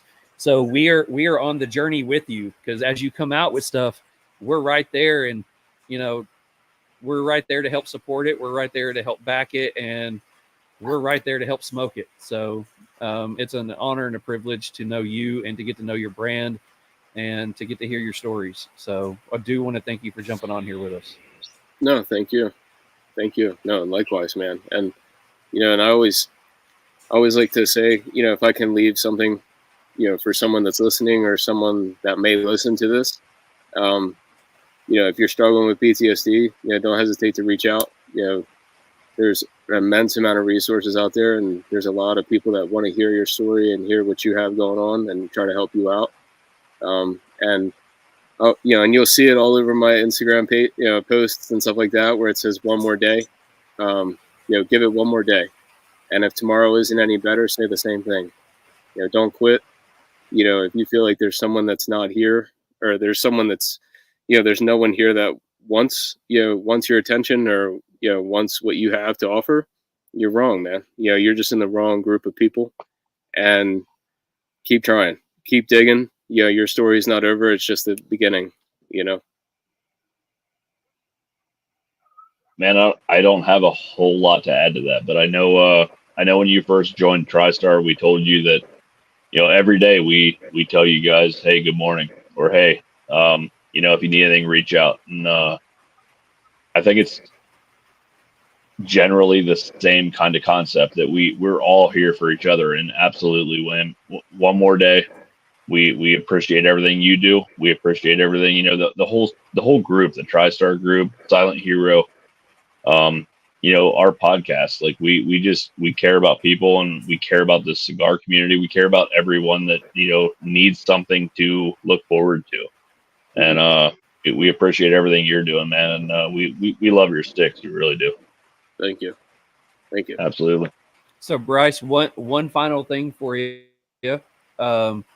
Let's let everybody out in the world know where they can find you, what you've got going on, what you've got coming up, all your Instagram, YouTube, anything that you've got that people can connect with you on.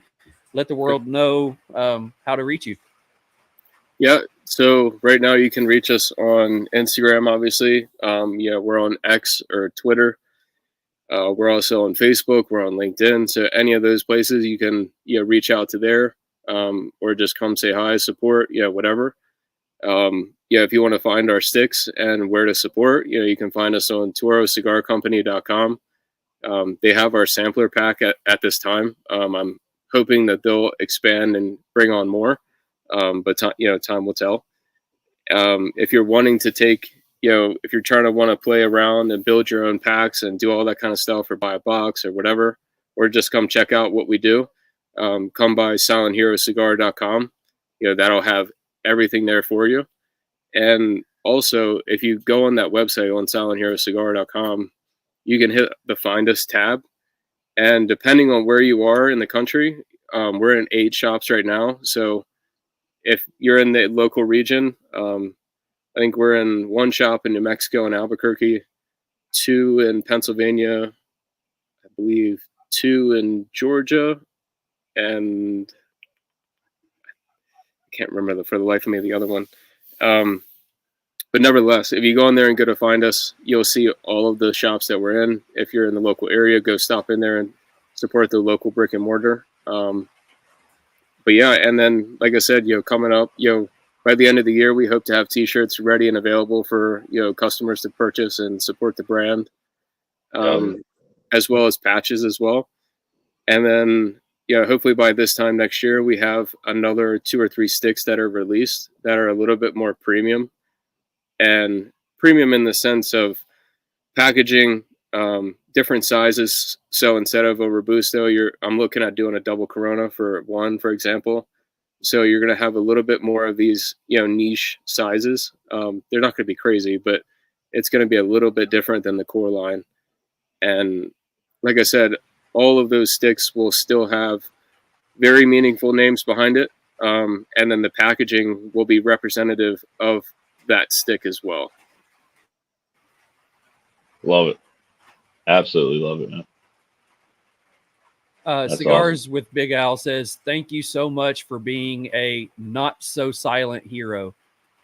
No, and so again, thank you for spreading the word. And and Charles, if you want, I can kind of go into the name as well, because I know a lot of people, they really kind of feel like, what, like, why, like, how did you come to that? Like, where does that come from? Bro, if you're good with the extra time, go for it. I know we kept you on here a while, but if you're good with it, do it. Oh, you're good. I mean, I like I said, I want to make sure that everybody has the information, and they're well informed and all of that. So the Silent Hero is actually, it pays homage to my old unit. So we were called the Silent Warriors. So I took the warrior out and I put hero because it kind of goes both ways.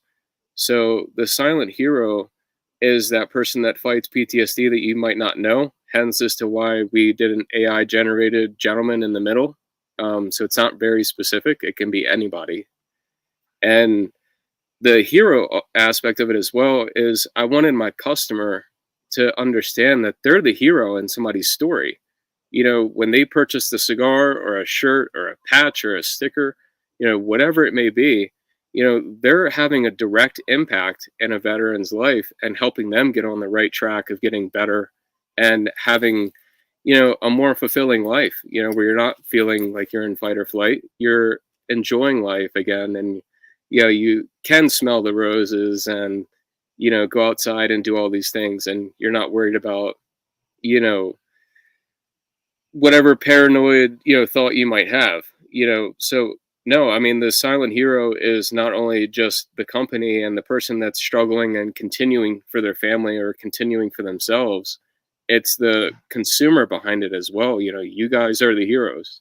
Without the support of our customer and the love of our customers, you know, we wouldn't be able to go out in the community and help, you know. That's awesome. Amazing. Yeah. Well, I'm putting up this one more time. If you look, there is the lineup of cigars and the one that we're smoking tonight. Just like what he said, you know, buy a pack of cigars and help somebody out.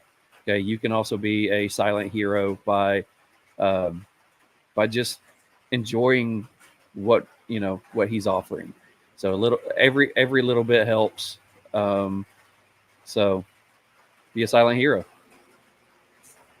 Hell yeah. Hey, are we doing our review with Bryce on, or are we gonna just put that up later? What's your thoughts, Charles? That's up to Bryce. You want us to go ahead and do the review now? Yeah, I'm good. Go ahead. Do your thing. I'm not even here. All right. Go, Mick. All right. All right, here we go. No pressure. The brand owner is on here with us. No pressure. Fuck. It's real smoke though, so I'm keeping it real.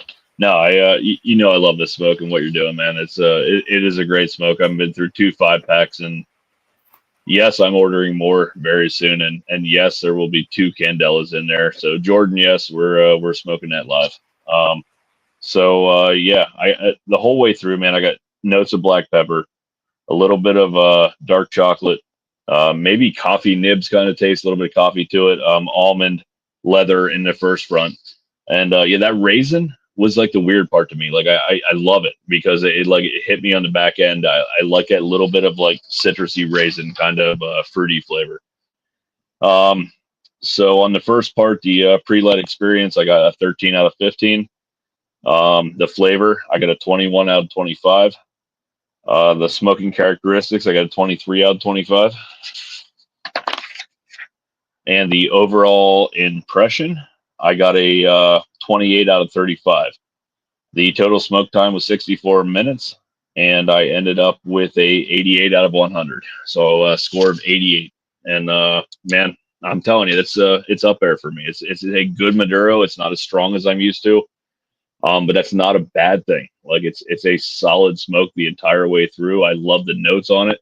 There's no roller coaster with it, if that makes sense. It's a smooth smoke the whole way through, start to finish, and I truly enjoyed it. So 88 for me.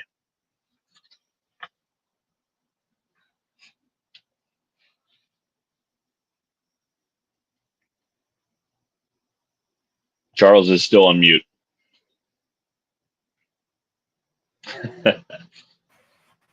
Yes. Love audio issues. I score all of mine the same way I do with Cigar Public. I smoke one first, I score it, and then I smoke a second one, and then I go through and revise my scores as it goes on that. On the body, I said I got prunes, raisins, chocolate, slight musty. The foot, I got chocolate, dried fruit, and raisins.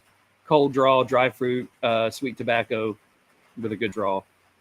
On the light, earth, black pepper, oak, retro, had some black pepper and oak. First third was earthy notes, oak, slight dark chocolate, a little bit of spice. Retro was, I got earthy and nutty notes, slight baking spice, black pepper. Second third, notes up front, earth, almond, black coffee, slight dark chocolate in the background. Retro was coffee nutty with a slight cocoa powder note. No spice at all in the retro. The final third was notes of earth, chocolate, black coffee, slight almond sweetness. Retro was white pepper, oak, coffee. Draw was good. Burn was good. Medium. Ended up with a little more than a medium strength. Construction, I got 8. The first one I smoked had a couple construction issues. This one did not really have any. Just a weird burn on the first one. But construction, I got 18 out of 20. Draw was 13 out of 15. Burn was 13 out of 15.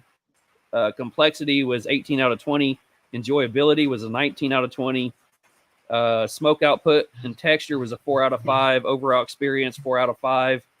I gave it an 89 So hard to believe we're super close again, man. It's amazing. Absolutely. We might be onto something, brother. 88.5. We should start a podcast. 88.5. Always round the halves up. So we'll give the combined score an 89.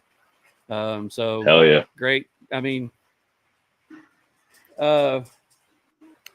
just for shits and giggles, the first one that we scored together was a Crown Head cigar, and I think they got the exact same score. So 89. For a 7-week-old brand, and you're hitting up there with some of the big dogs, congratulations, great cigar. Well, thank you. No, I'll take that. 7 weeks in, I'll take an 89. Yeah, that's Hell yeah. Yeah, we I think Charles again our everything's exactly pretty spot on for flavor profiles and exactly what we got out of the cigar. We each have our own way of going through a cigar and rating a cigar, and I'll be honest with you, I'm kind of thinking I should maybe adopt Charles' way of doing it and doing one ahead of time and then coming back to it. But I've done the same way for as long as I've been doing this. So, but our scores are very close and our notes are very close. So, man, it just tells you how solid your product is. It's impressive, and we appreciate what you do. And man, great stick, great stick.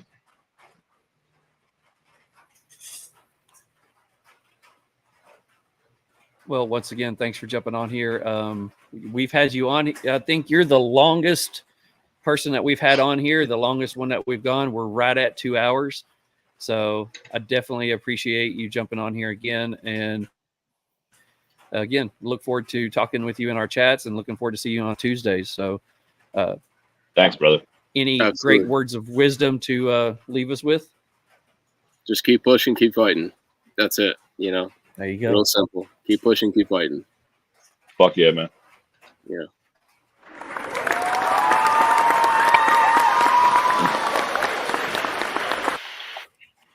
We appreciate you, brother. Alrighty. We really well, we will holler at you later. Thank you again for jumping on here with us. We're going to go through a couple of things that we have left on our agenda, but this, like I said, this is live on Instagram and YouTube, so that's already will be posted right away, and then it'll hit Spotify probably sometime tomorrow. So you're more than welcome to share any of this that you would like, and we would appreciate it. And if you've seen some of the stuff of some of the other ones that we've done, I will also be cutting this up into some shorts, and it'll be posted throughout the week. So thanks again, and we will talk to you next time. Absolutely. Oh, I do have one more thing. Sure. This is 7 weeks in. Mick, how about this? We said, where do you want to be in a year? Let's do this again in a year. We can do it again before that, but let's do this again in a year and see where he's at in a year. Let's schedule it. Put it on the fucking calendar. Where are they now? Sounds Hell good. yeah. All right. Bryce, thanks again. We will talk to you later, buddy. Thank you. You guys appreciate you, brother. Thank you. You too. Dude, if we're continuing this, I'm going to have to take a piss. I'm just saying. I mean, it's real smoke. It's real. I got to go take a piss. I've been drinking too much rum. Go for it. You got the show. All right. I'll be right back. All right, guys and gals, if you're still watching on here, and I know we still got people on here. Bessie's on here. She's watching. And let's see. We've actually had a decent crowd on Instagram on here. So thank you for all of you guys for jumping on here on Instagram and YouTube to watch this. Make sure, guys, if you're on Instagram watching this, do us a favor. Go to our YouTube page. Look up Real Smoke Podcast on YouTube and go like it. Go subscribe to it. Our goal was to, we thought the YouTube numbers would be higher than their Instagram numbers. Our Instagram numbers are crazy high. So we would like to try to get, by the end of the month or so, we would like to try to get our YouTube count up to at least 100. So jump over to YouTube, look us up, and give us a subscribe. We would greatly appreciate that. Let's see. Any questions? No questions. Comments over here. Let's look at Fernando says, God bless you guys. Man, all I can say is thank you to that one, but Bryce is a true piece of work. He's an amazing dude. So super honored to have him on here. So if you guys have smoked the cigar, let us know what you thought about our tasting notes and our scores. Let us know what you think about it, and we'd like to hear your thoughts. So I do think that we do have one minor part left. We've got the news out of the way. We got our top 5 out of the way. We got some good hot box questions that were done. Get us back up here at the same time. And I guess we do have some Memphis stories. Meanwhile in Memphis. We got a Meanwhile in Memphis. What the fuck? Yeah, we can finish it off strong.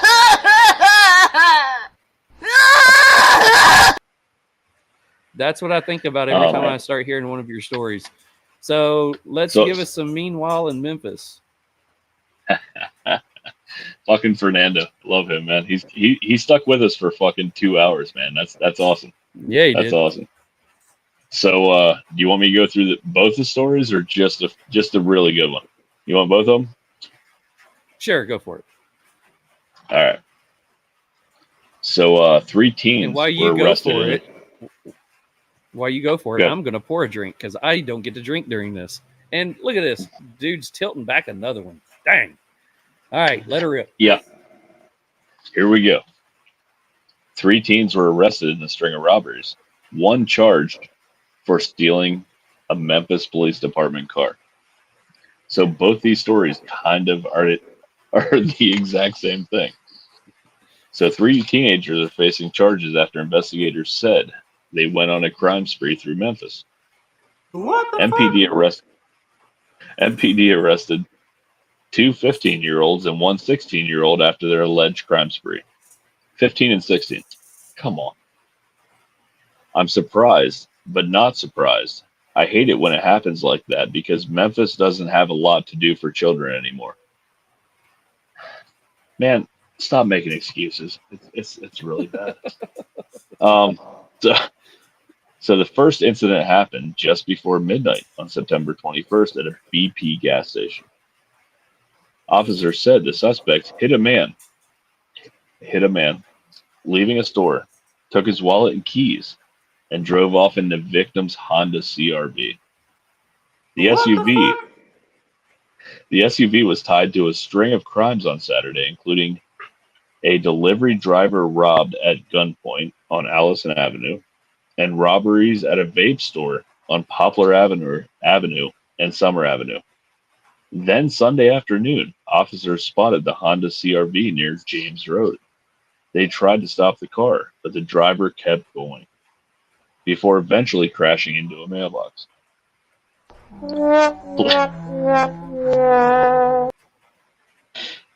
There's so many opportunities for that. It's great. Police said 2 people got out and ran, while the driver hopped into a police car and drove away. What? Hang on, let me do that again. Let me do that again.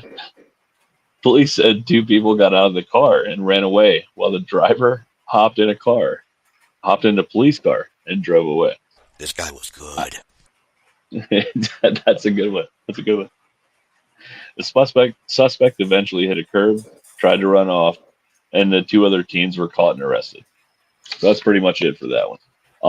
But emotional damage. All right, so here's a good one. I was telling Charles about this one a little earlier. Jeez, I got way too many here. So here's the other part to that story. I'm going to finish that one first. What it doesn't say in this story, I have in the second one. The 3rd suspect actually ran off. They detained the first 2. The first guy looped back around and stole that police car. Like, that makes me so happy. Like, what were you doing that you didn't lock your car, take the keys, something? I don't know. All right. So one more. I actually started with my favorite one first, but we'll go with the second one. So I printed two off here. This is a good one. So man shot and killed by the MPD in Fraser was identified. Man shot and killed by the Memphis PD on Monday was identified by the Tennessee Bureau of Investigation. The Tennessee Bureau of Investigation said a 26-year-old, not given the names, died in a shooting on Fraser Boulevard September 16th. According to the MPD, officers tried to pull the two carjacking suspects over when the pair ran off. Both suspects were firing out the car at the police during the chase. Okay, so that's the first part of the story. What the fuck? The officers saw the carjacked 2020 Dodge Charger, big surprise, in the area of Watkins Street and Delwood Avenue, blah, blah, blah. Okay, so according to police, the officers initiated the traffic stop in the area, but they refused to stop. What are you smoking there, brother? What is Lighting that? up a Habano. Silent Fuck yeah. Hero. Fuck yeah. Round two, baby. So the car eventually stopped at the intersection. MPD said, blah, blah, blah. I'm not giving names out again because I'm going to get my tires slashed. They fled the scene eastbound on Fraser Boulevard. MPD said the officers ran when one of the two fired shots at the officers. So they were both firing shots out the window, okay? So I'm going to fast forward to 2 days later. Okay, here we go. Man arrested after carjacking that led to deadly police shooting was released without bond. So I'm just going to cut it short and tell you all about it. The first guy got shot at the scene because they both were shooting at police out the car window of a carjacked car. The first guy got shot. The second guy ran from police and was eventually captured. The second guy was arrested, and he was released without bond because they said they had no evidence of him being involved in the crime. So, yeah, that's where I'm at. I got nothing on that one. There's no evidence? Not enough? None. Yeah, none at all. He was released without bond. Cool. So, meanwhile in Memphis, everybody's saying, what the fuck? Yeah. I am also going to add to that with my phone charged at 100%, I can apparently only do about 2 hours and 5 minutes because I am getting really closer. So just letting you know if I disappear, I love all you guys. No, we'll go ahead and end this one for the night. At 2 hours, we were holding good on Instagram and YouTube. We currently still have 6 people Amazing. in Instagram right now. Let's see. Great night. What was going on Instagram? Yeah, still a couple people on Instagram. We only have one on YouTube still on here. Anybody on here, if you're not following us, go ahead, take a few minutes to go to YouTube and subscribe to our channel on YouTube. It's Real Smoke Podcast. You can find it at Real Smoke Pod. Go to our Instagram page. It's Real Smoke Pod as well. Mick, what is yours? Real minutes, real_minutes on Instagram. And mine is smoke_n_oak_tn. You can actually see it right there under my name. Go follow all of us. Help us get to that 1,500 mark. Next week is a bye week. We are not here next week. But we will be back the following week with Jono Cigars. If you don't know Jonas, if you don't know Jono Cigars, Jonas is he's currently one of the editors for Cigar Public. as well as he is a cigar reviewer and has a YouTube channel called Joe No Cigars. So go follow him, go check him out. He will be on with us in 2 weeks. We do have we have our lineup scheduled for the rest of the year, and we have a lot of good people coming up, including we got Blackbird coming up soon. We got Lure Cigars coming up soon. We have Cigars with M coming up soon. So we have a lot going on. So it looks like Mick's phone has finally took a shit on us. So go follow us, go subscribe to us, go check us out. Leave us some comments on our YouTube page as well as our Instagram and let us know what you thought about the episode. Go follow Bryce at Silent Hero Cigars. And I hope everybody has a fantastic night. And I will kick everything out since Brother Mick is took off. So everybody have a great night. Thank you for joining us, and we will see you next time. Peace.